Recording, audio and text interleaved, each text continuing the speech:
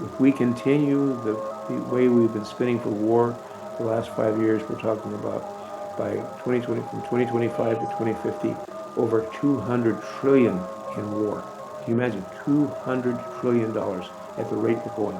Now, if we really drop it back to, let's say, just 3% of Mm. GDP, we're still talking about over $100 trillion. 100 trillion.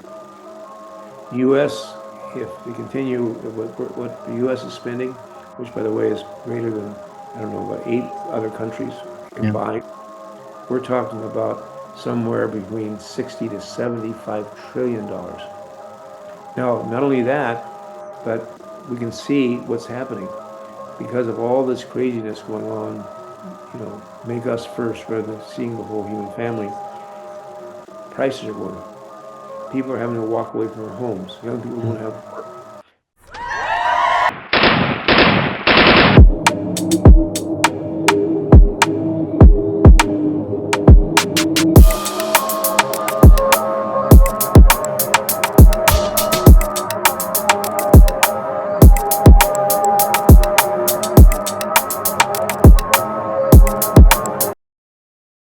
Prove to me that you are alive. But at the same time, they saw these teachings that gave them hope. It gave them the capacity to come together. And of course, now we can see that many of our young people have left, now embracing our sweat lodges, sun dances, and various ceremonies, wherever they might be, all over the Americas. There's a comeback. Many people don't realize that when Columbus arrived here, there was, when I was a professor at the University of Lethbridge, our estimates were 100 million indigenous people. Today, scholars are saying 108 million indigenous people lived across the Americas.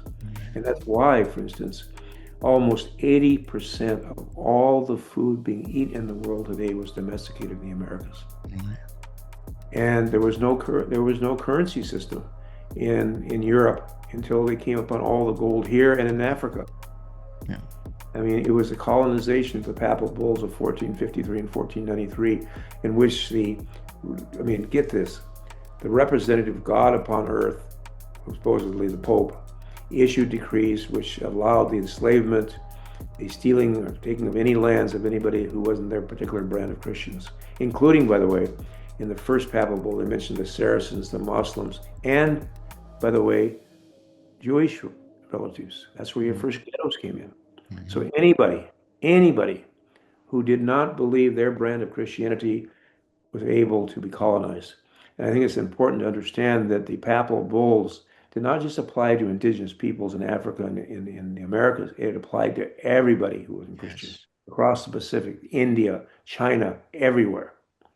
And what we see happening in Africa right now, all this killing and extreme hunger is directly from the colonizers that came from Europe and just divided it up. I mean, what was done in the Congo by King Leopold II was it's just beyond even human understanding how other human beings could be treated like this. And we're seeing the aftermath right now. Mhm. And that's really interesting. There's a major, huge NGO, charity in New York, Mhm. and their whole goal, they say, is to eliminate extreme hunger. Mhm. But they don't mention a thing about the fact that 99% of the extreme hunger in the world comes from conflict zone, comes from war. Yeah. And that's why I was saying that the biggest huge elephant in our global front room is war, Mhm. war, war. And the amount we're spending in war, especially the last 5 years, accelerating. And we can see it. I mean, of course, we don't really get a chance because the media is so manipulated, so false. People don't know what to believe in. I mean, we won't allow anything that's set in Canada, the United States. We won't allow anything that contradicts the mainstream issue about things. And one, by the way, I want to be very sensitive to this because Mhm. I know that you have both Russian and Ukrainian background. But I knew President Gorbachev. I had a chance to be with him on several occasions Mhm. and spend time with him. I met his wife and so forth. And I know for sure, without question, that they promised that NATO would not go beyond Germany. And by the way, I don't want to justify war in any shape, way, or shape or form, but I was also in Europe. I hitchhiked from a little place called Walla Walla, Washington, to New York City. It took us about 4.5 days, 44 rides, and we were in New York City. I was in a little town, and we were able to, see the wild sights of New York City, and actually went to Palisades Park and to the Peppermint Lounge with Joy G and the Starlighters to start the Peppermint Twist, etc.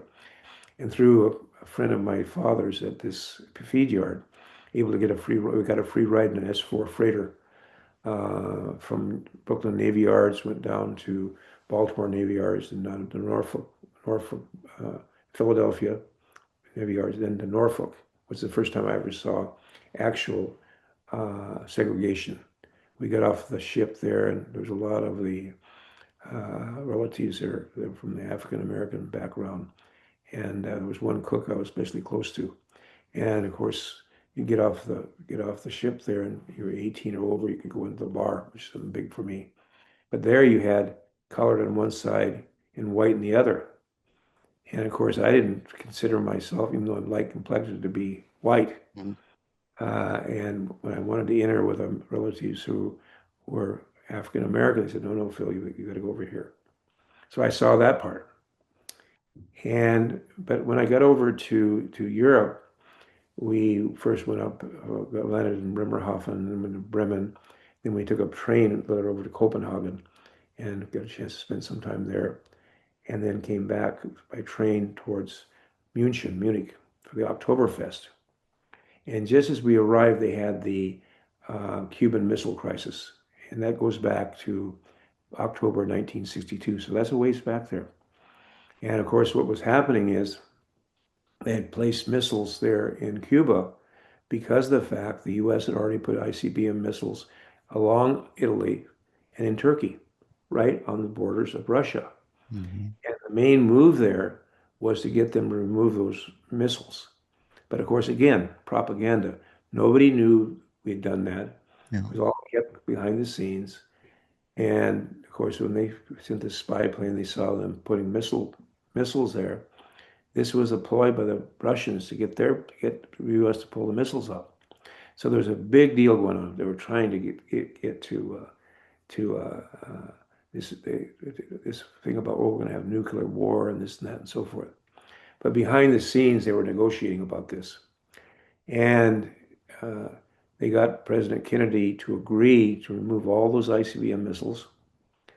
And then at the same time, they agreed not to make this public, to make it seem like he was the hero, the big hero. He had prevented the nuclear war. And of course, I was there in Munich at the time, and everybody was very frightened because, the Russian forces weren't that far away. They had already were occupying East Germany Mhm. on the coast. They had very, very powerful military forces there. And so I remember calling my father because there was no way to get back by aircraft. We had no money. We saved just enough to check around by working in the summertime. He said, "Son," he said, "first of all," he said, "I don't think they're going to fight." He said, "Secondly, you're already there." He said, "If they do fight, they'll be there before you ever be able to leave." So he said, "Stay." So that's what happened. My friend Mike Friedman and I, he was one of the only Jewish relatives in my high school. I was only one of the first indigenous relatives in the school. We started hitchhiking around, hitchhiked all over. And then his parents really were frightened because of the Holocaust and this and that and so forth. And we did another big story. We did get beat up in München because they thought we were Jewish. Uh, because in my younger days, Mike and I had both big noses and so forth, so you could take me as being Jewish. So anyway, we got beat up. But that's another story. So I always wanted to meet the Russians, and so we had ended up hitchhiking from München after this whole incident happened. We got beat up there. We decided to head on down towards across Austria, stop by where they're going to have the uh, 1962 Olympics. Then on Right. down to Italy, down to Rome, where we got a job dancing in Wow. a movie. Down there, extras in this movie. Then we hitchhiked along the coast around to Barcelona. We were there for about 3 months during the coldest winter ever. They had 36 inches of snow in Barcelona when we were there. Then we hitchhiked, and we took a actually didn't hitchhike. We took a train to the French border. It wasn't too safe there in Spain. The French border, got off. We hitchhiked from there along the Avignon, along the French Riviera, and straight up to Paris. I spent some pretty crazy times in Paris, and we headed over to Stuttgart. And we'd already worked in Munich in an Arbeit camp, a work camp, Mm. building the foundation of a school, and later on the Deutsche Museum, which is a big museum there, taking off the roof. And so there we worked at a place called the Schwabing Garage. It was a place washing cars. I think we got 75 cents an hour. We lived in a bomb shelter that had been turned into a little hotel, had great big huge doors and so forth. Well, anyway, I always wanted to meet a Russian because I realized that um, you know, having read and understood what was all the stories that were told, supposedly what happened to indigenous people and how we were this and how we were that, and so I knew how many lies that have been told. So I Yeah. said, I'm sure there's been lies being told here because when I was going to school, they'd have these uh, bomb drills. They would drop a bomb on us, and we had to get underneath our desk and cover our head. Only good communists, the dead communists, et cetera, et Mm. cetera. So anyway, after my buddy had to go back home, I took off on a train to West Berlin. At that time, if you were a citizen of the United States or Canada, England, or France, you could go into through Checkpoint Charlie into East Berlin only. You couldn't get into East Germany, or you'd be in trouble. I remember coming to the border, and these young guards came with their machine guns, and they would meant business. And so I got over there to West Berlin. I had to go see kind of the sites on $5 a day, Europe on $5 a day, a little book they had. Mm. Because it was my young days, so I enjoyed having some beers and this and that. Kind of pretty wild, I guess. And so I got this little note in German. It said, "Take me to the Russian embassy." So I went to Checkpoint Charlie. They're kind of wondering Oh. what somebody 18 years old was going into East Berlin for. I Mm. went to the East Berlin side. They strip searched me, and showed them I wanted to go to the Russian embassy. I arrived at the Russian embassy. I just didn't know what to do really at the time. I rang the bell. Great big doors, and some voice came to me. I don't know if it was Russian or German. And I said in English, somebody here I can speak with. Real loud. Somebody came in. Who is this? It shocked me so much. I said, oh, this is Phil from Walla Walla. Sh- Wow. Well, they came, here comes this gentleman dressed just absolutely in a way that you would think he was some very, very astute businessman from New York City or someplace. And the English was flawless. And we sat and visited for almost 3 hours about this issue. He explained to me the story that had not been come out yet about what really went on about Cuba, what happened in Cuba, about how it had really been turned into an island of prostitution and gambling by the mafia, and so how it was being utilized and exploited. And so he gave me three books. I'll never forget them, especially one of them. One of them had a picture of Cuba with a black widow spider, except the red on the bottom was in the back. It said USA. Oh, I wow. took those three books.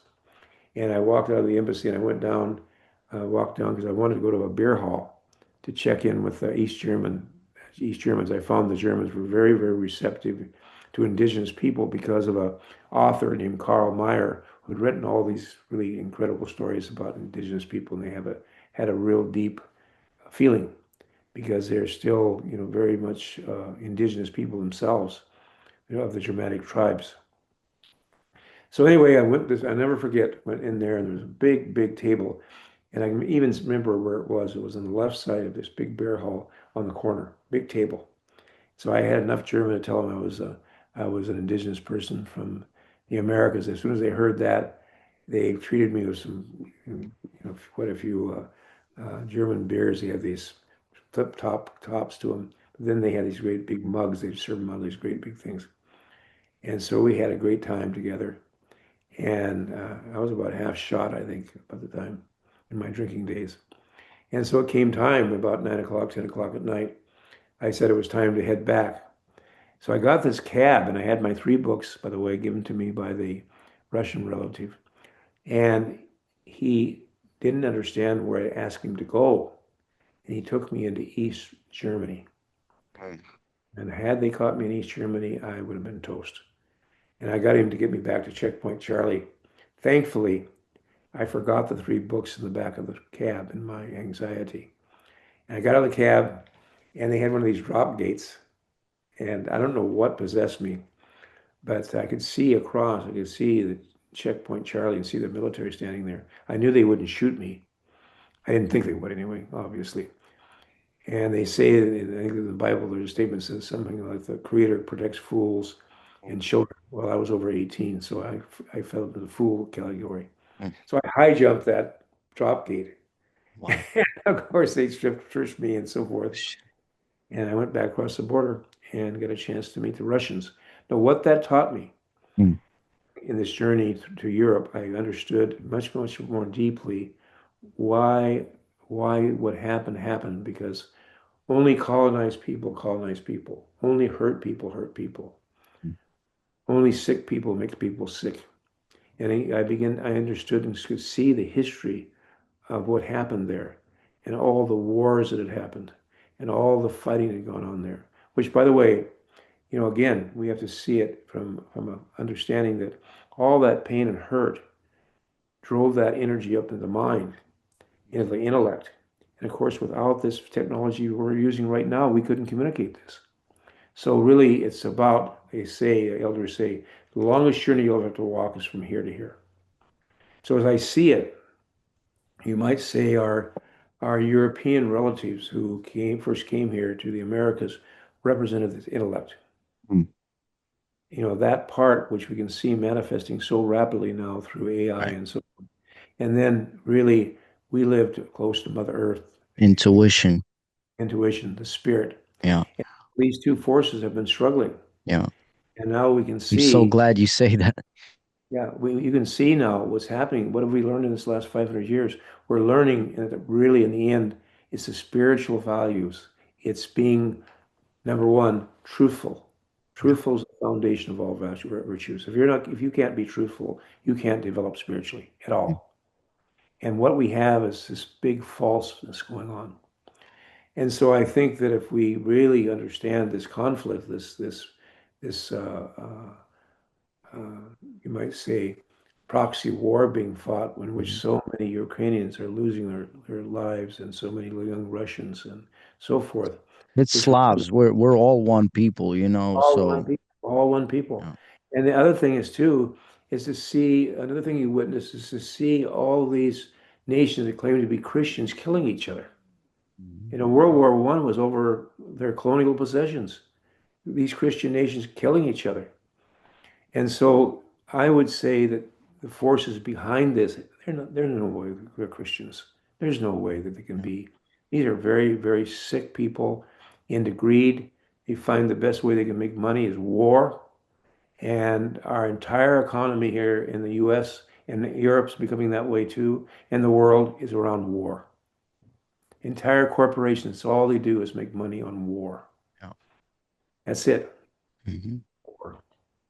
And somewhere if we continue the way we've been spending for war the last 5 years, we're talking about by 2020 from 2025 to 2050 over 200 trillion in war. Can you imagine $200 trillion at the rate we're going?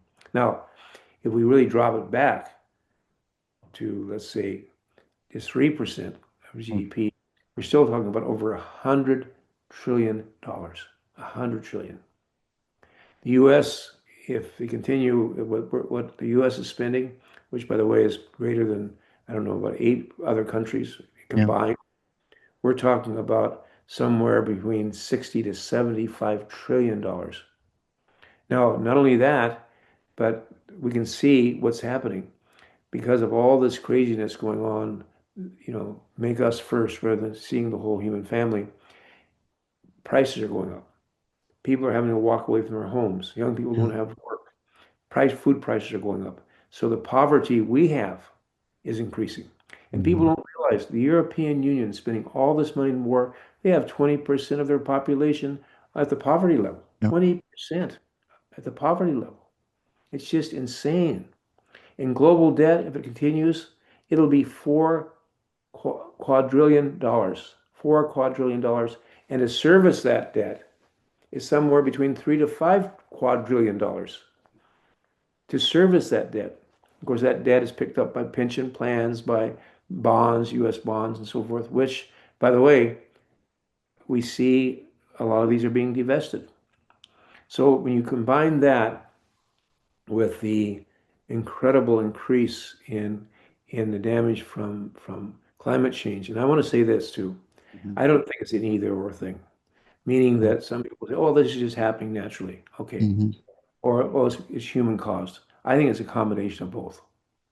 And I think if we can't see the fact that that climate disasters are increasing with every single year, you're blind. If you're denying, but why is that? Because they want to exploit every last part of natural resource we have. Exactly. Everything is now open to take and log it. Drill, baby, drill. Yeah. And it's happening everywhere. The exploitation of natural resource to keep this materialistic society going, to Yeah. create to create goods that will only last so long, Yeah. so that we have to buy more. This Hmm. this whole society is built on consumerism. So I've gone quite a bit on that track. And but some I questions, just, I'm thoughts. so sorry for interrupting you. I just want to say that right now I feel like a huge blessing. I forgot all about like the whole podcast that we're recording and everything because this whole time when you're speaking, I was feeling like you are my uncle or my grandfather or my father, that's giving me this wisdom. I haven't felt like this in a long time, tears are coming to my heart, tears of joy, so I want to thank you so much. So a lot of very important things you said. A lot of people, then this is something that I've been speaking about a lot about is because in America, we're used to with color and division and looking at the white man this and white man that. And I always wanted to remind people that look, when Christianity came to Rus, the Slavic lands in the ninth century, millions of people, were burned alive and everything. And as I traveled and as I learned more from people like you, I realized that the history's been a lie, archaeology's been a lie, a lot of these things have been a lie.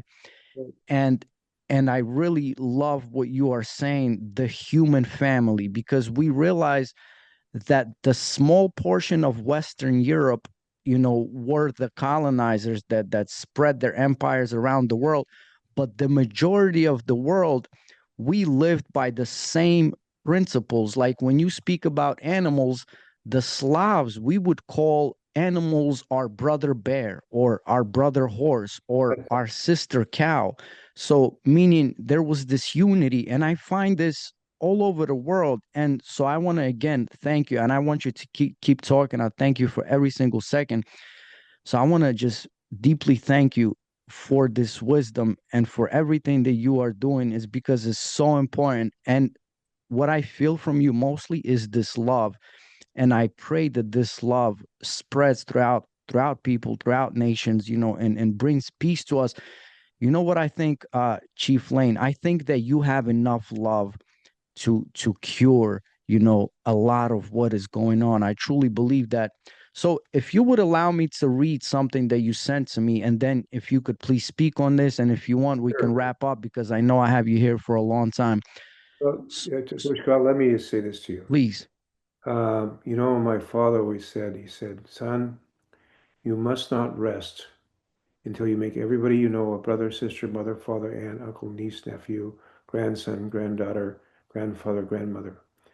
And then you'll know exactly how to treat them. And so that's been always been something of mine when I feel that connection, when I feel that love, when I feel that feeling. So I want to take you if you're open. I'm going to call you Toshka from now on. It means nephew. Or I can call you Taco Job means grandson, whatever way you'd like to call. And if you like to mean if you like the term Toshka nephew, then you just call me Dekshi. It means uncle. Or if you feel like I'm more of a grandfather to you, then call me Lala. It means grandfather. Either You're way. too young to be a grandfather. I'll call you Dakshi. Dekshi, Dekshi. And Dakshi. Dekshi, that's uncle. And I'm going to call you just Toshka. You're my nephew. Because we are one human family. And every one of us have had our role to play. Everybody. That's so important to understand. We cannot live in shame and guilt. That does not help us one bit. Your ancestors did the very, very best they could. When you really understand what happened to the Slavic people and understand what happened to cause the Romans to be such as they were, and understand the way you held on to the cultures there. I have a very dear sister, Alenka, from Slovenia, and uh, very, very, very, very incredible good people from that part of the world. In fact, everywhere, everywhere. It's just that we have some very, very sick relatives who are in a way, how do I say it, playing their role in the challenges we have faced to go beyond this foolishness that's happening, this immaturity, this sickness that the world is caught up into right now. I think you said it the best, and it's something that I've really been fighting for because I'm also a hip hop artist. I write songs in 4 different languages, and so I always spoke about this how intuition is fighting the intellect, and it's so important that you highlighted that today because I think that is the most important point that it's this wisdom that which equates to love, which equates to intuition, is fighting the intelligence. And now we're putting so much importance on intelligence. We are even measuring the way the artificial intellect as an intelligence, and we're forgetting about the soul. We're forgetting about the intuition. Yes, exactly. And the thing is, too, we have to know how to love and know the Creator, which is in essence learning to know and love ourselves. But we have knowledge as part of that. We just can't blindly love. I mean, for instance, we may have somebody we really love and we want to give them a thought, oh, well, the way I'll love them is give them a big bouquet of flowers. Well, what if they have hay fever? Prove to me that you are alive. We have to know how to love. Knowledge and love are one and the same, but they have to be connected, which is the longest journey in the world. But we have to connect them so that love is at the foundation of what we have to say in our actions and our words.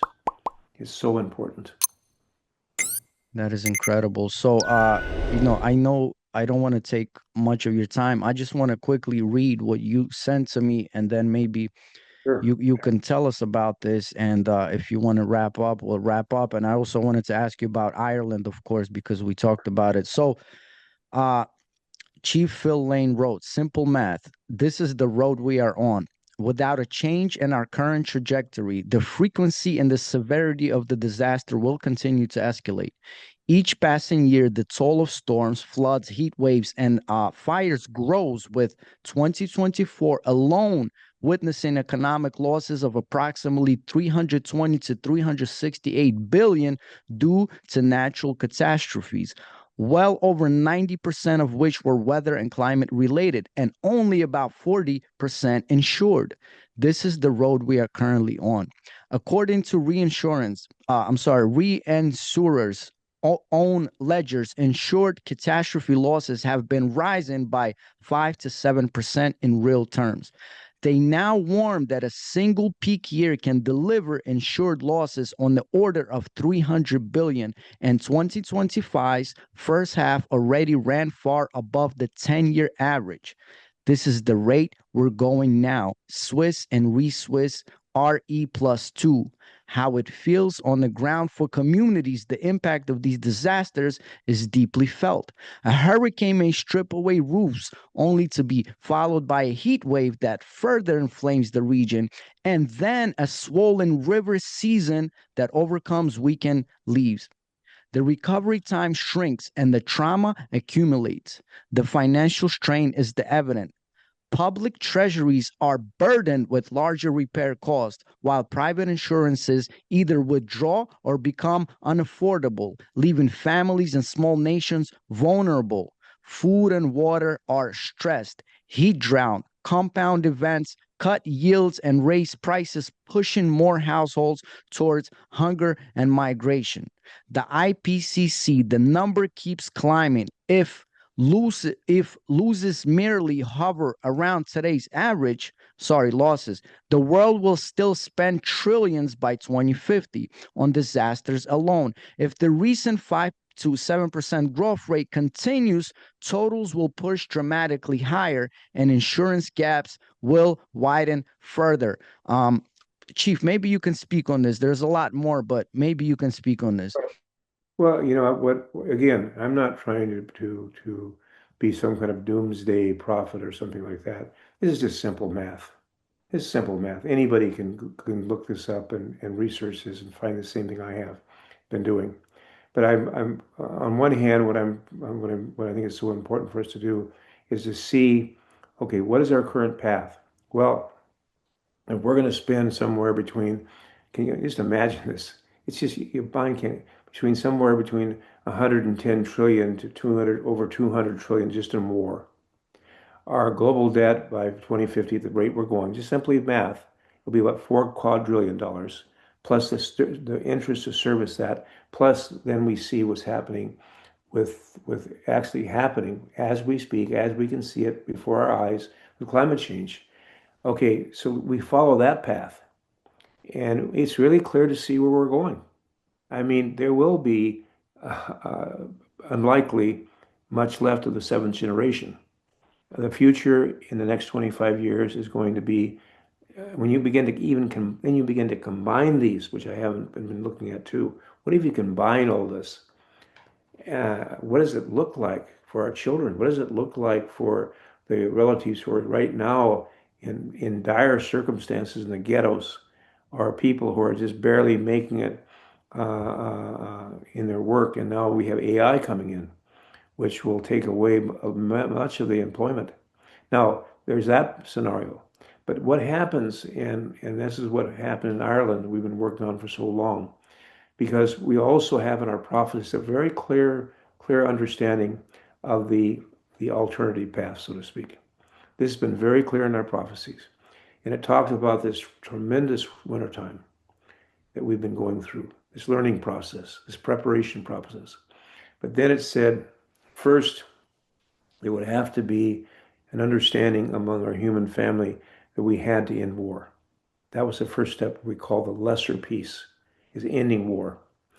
And so that part of that comes to the prophecies of the reign of the condor and eagle, which was fulfilled in 1971 when I came down from Walla Walla, Washington. I actually flew out of Walla Walla, Washington down to Bolivia, arrived there on March 21st, 1971. And if you go to the elders of Tiwanaku, they will say and share that I was the eagle that came from the north to fulfill that prophecy. Although at the time, thank God, I didn't understand what that meant.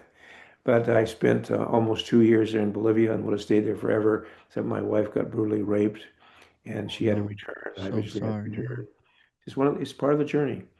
And then, of course, coming back up this way, and at Lake Titicaca, before I left, I really truly had a profound vision. And I had gone there. We'd these Quechua, 16 of them were with me. They wanted to return for the first time in hundreds of years to the place where Manco Capac was born, they say, and walked across the water with a golden staff with his beloved wife to teach those who have been lost in darkness the arts of civilization, meaning they already had the light before.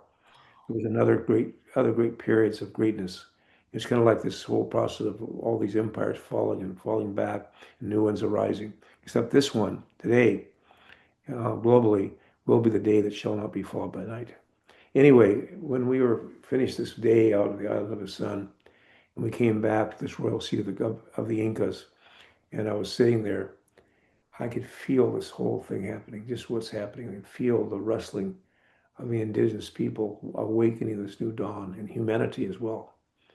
And of course, some people are just see it that prophecy, but for myself, having heard those elders and shared with me, I realized that the first stage of this fulfillment was the coming together of the indigenous people of the Americas. Now, if you think about it, in Central America, in the Amazon, we don't have many eagles and condors flying around. So we realized, first of all, in Central America, where I really first started traveling, Guatemala, of course, went to Panama when I was only 3.5 years old. Uh, I thought for sure, we thought, is it the boa? Is it the jaguar? In fact, some of our early writings, we talk about the jaguar and the boa. But then all of a sudden emerged from the people themselves, the quetzal. That beautiful word, the quetzal. Then in 2020, we really made connection to the Amazon, and that's where the whole symbolic bird was a hummingbird. The little hummingbird brings the balance. And so on March 21st, 2023, exactly 52 years, exactly according to the Mayan calendar, this new cycle began. And we met in Palenque, Mexico, on the 21st of March before the sacred pyramids. We also elected the first council, 13 members of the Union of the Condor, Hummingbird, Quetzal, and Eagle. And then began the next stage, which is the unity of the human family.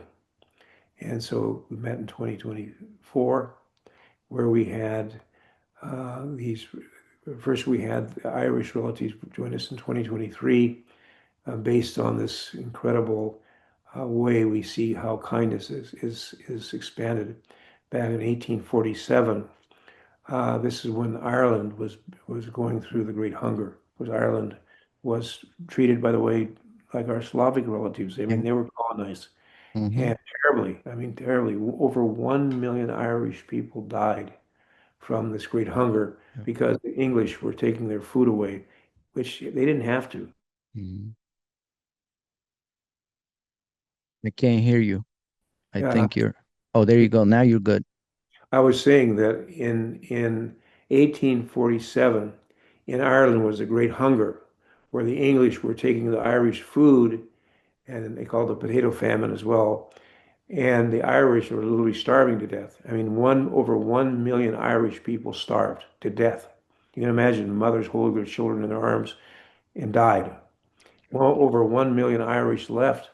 Of course, are one of the largest diaspora in the world. I mean, there's Irish pubs in about 80 nation states in the world. And very indigenous people held on to their sacred songs despite all this colonization.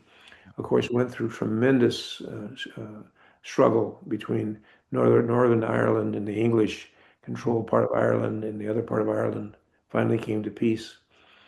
And so they came, a delegation from Kindred Spirits Ireland came, who really honored this gift of the Choctaws, who had just come in from this longest, the Trail of Tears.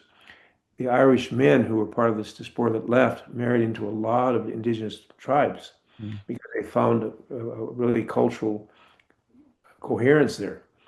And so the Choctaws gathered what little they had nothing.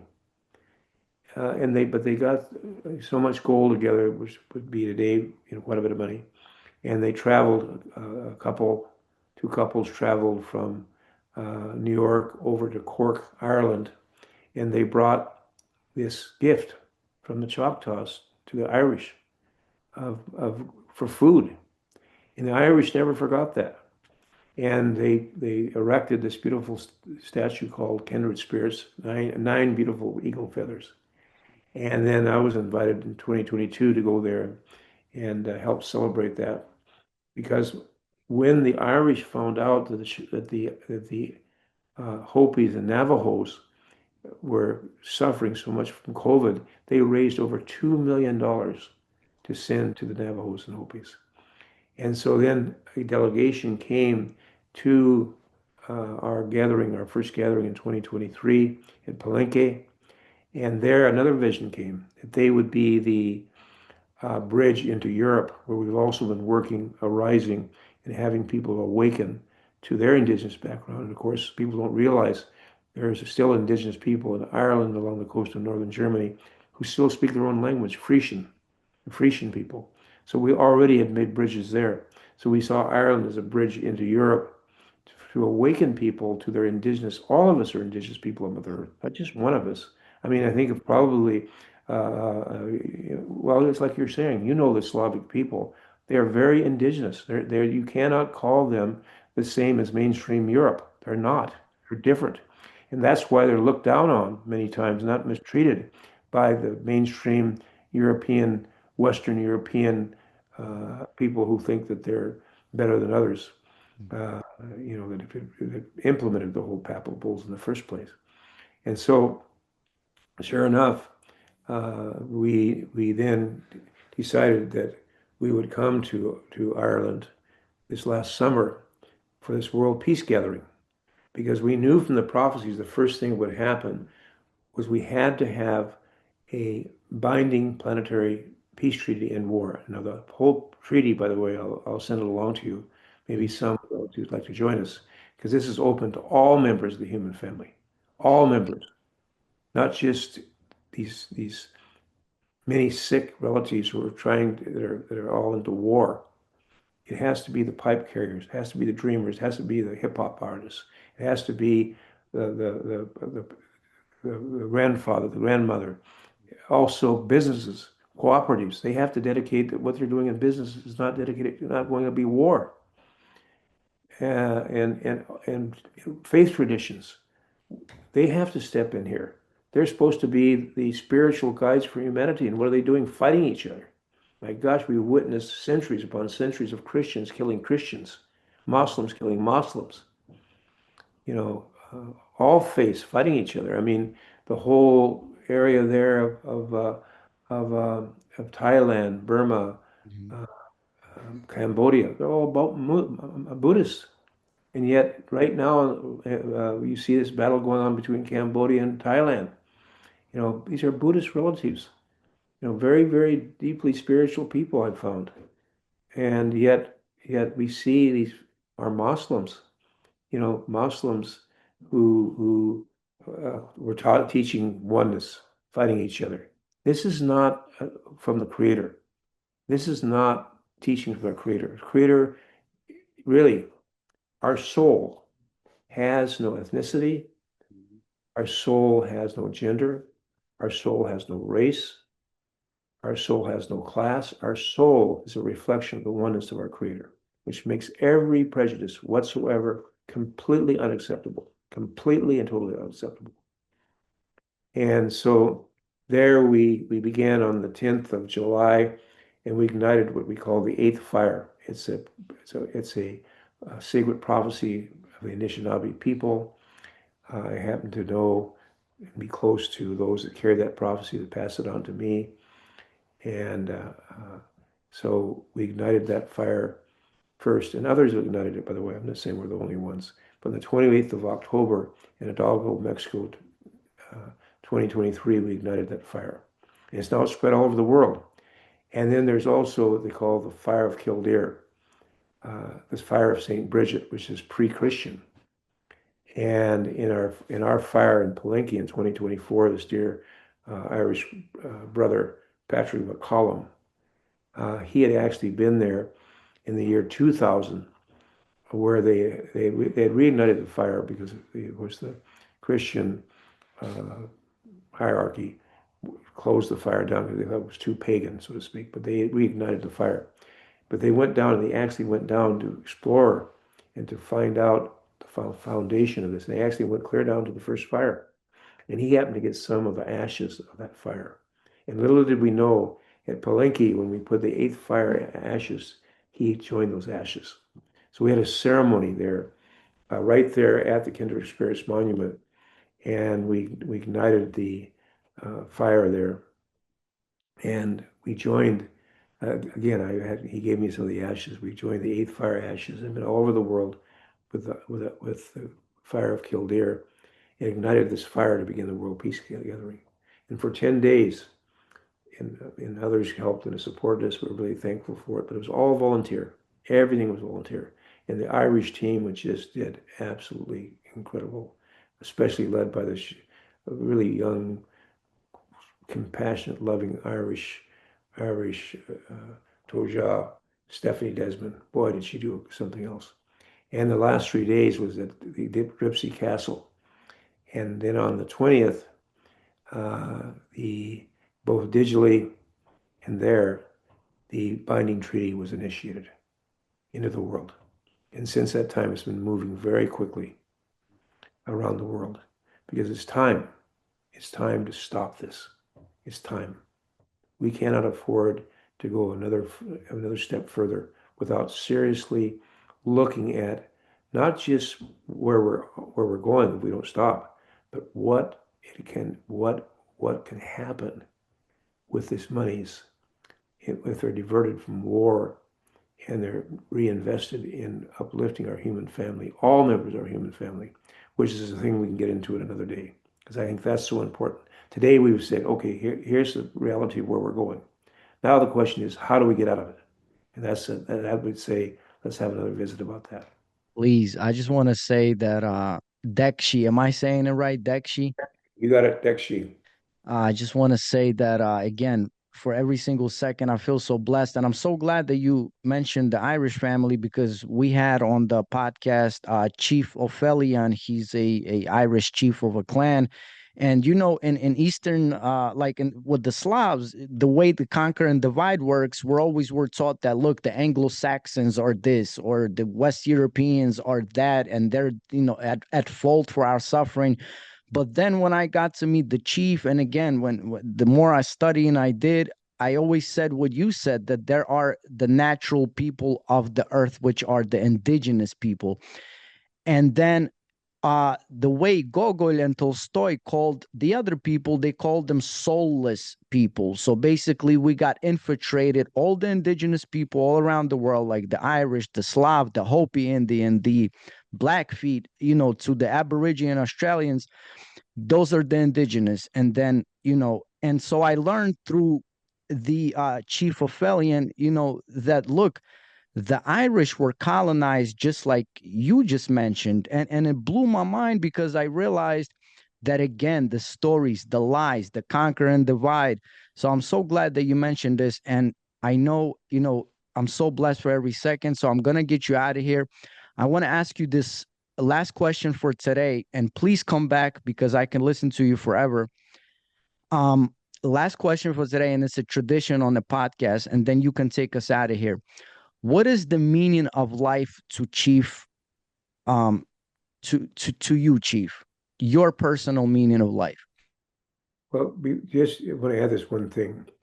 If you ever read Caesar's diaries and what happened to the Germanic tribes and what happened to the tribal peoples of Germany, of those very Western countries that later became such colonizers, not so much Germany, but let's say France, Spain, all those places, you understand they were deeply colonized as well. Only colonized people colonize people. So the whole world has been colonized through this greed, this power, whatever. That was part of this part of the process of our learning as a human family. To me, really, life is about uh, just like we go and grow our arms and legs and eyes and ears within the physical womb of our mother. We go through many shapes and forms. Our whole purpose is to grow our physical arms and legs and eyes and ears so we can experience this world. I believe the purpose of this world is to grow our spiritual arms and legs and eyes and ears, the spiritual qualities of our soul. We have a soul.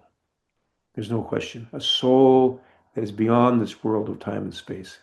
It comes from a place that is untouched by death. There is no death to change your worlds.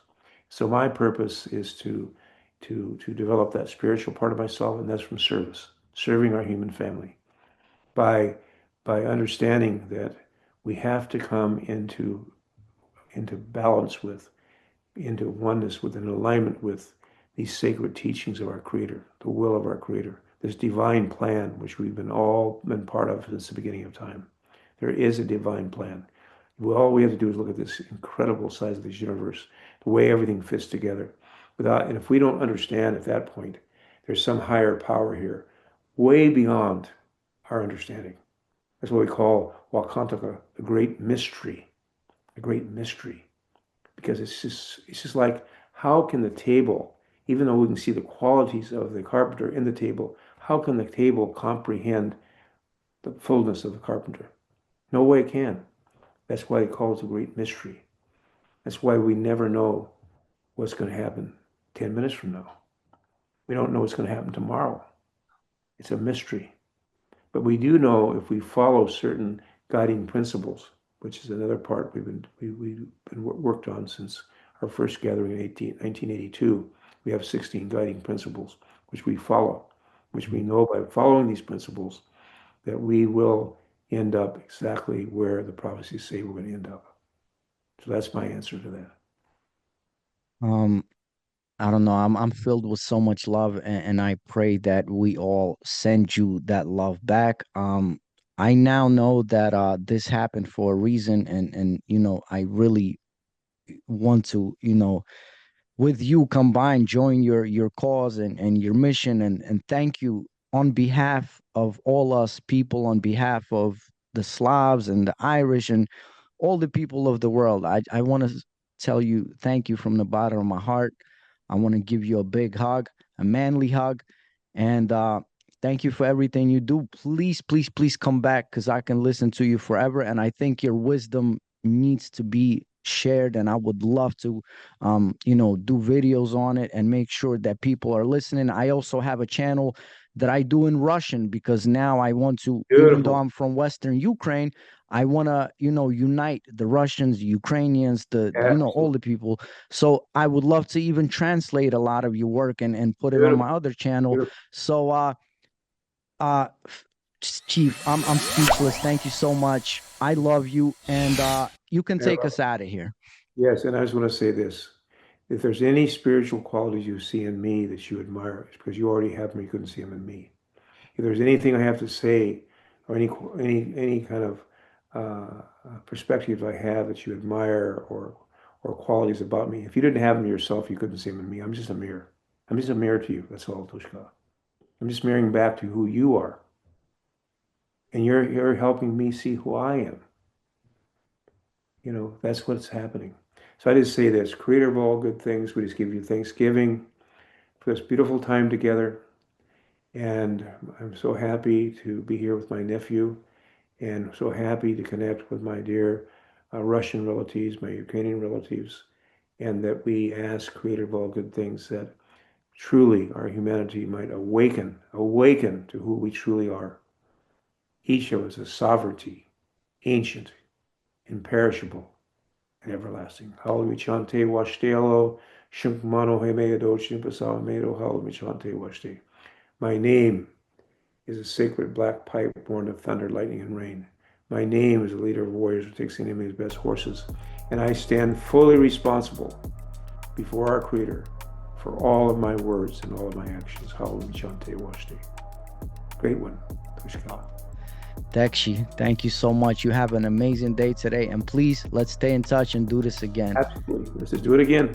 I'm looking forward to it. God bless you. You are the greatest ever. Later. Talk to you later.